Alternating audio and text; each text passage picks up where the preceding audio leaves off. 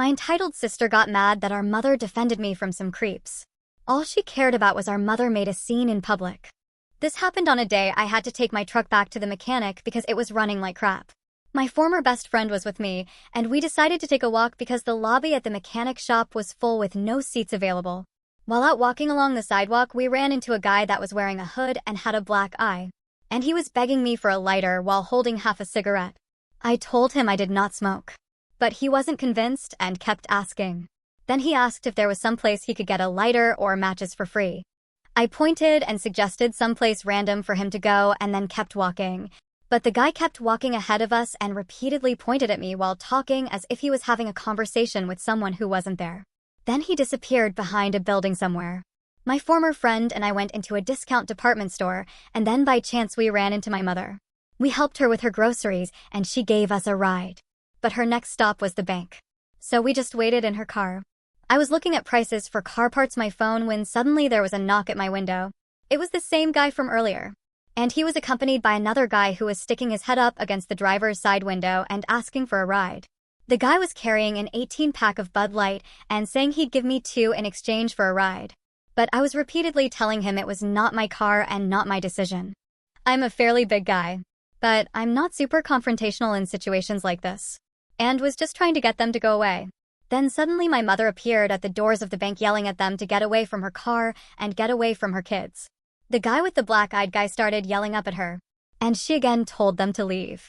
But the guy was screaming at her like an angry 14-year-old yelling that he didn't care. And my mother in turn repeatedly told him to shut up. All the while the guy with the case of beer was trying to get the one with the black eye to stop. And finally got him to start walking away. But he kept turning around to yell at my mother some more till he was going across the street. The 2 guys disappeared behind some buildings and were gone. I was beyond proud of my mother that day.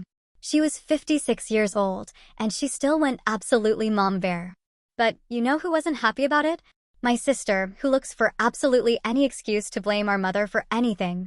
As soon as my sister found out, she started ranting about how our mother made a scene in public and was acting unhinged.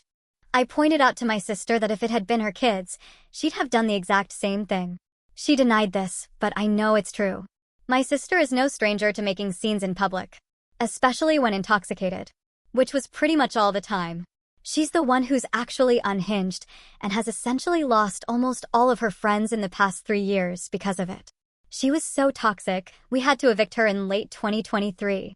Anytime the incident where our mother scared off those creeps was even mentioned around my sister, she'd go off and act like what our mother did was completely wrong for doing it.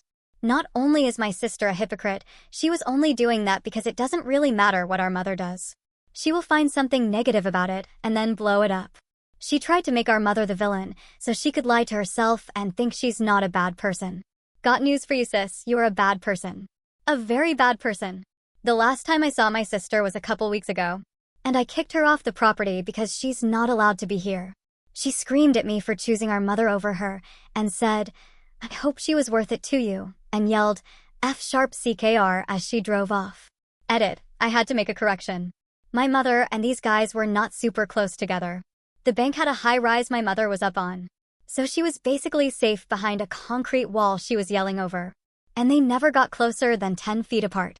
But if either of those guys had made a move to get up there to her, I'd had lost it on them.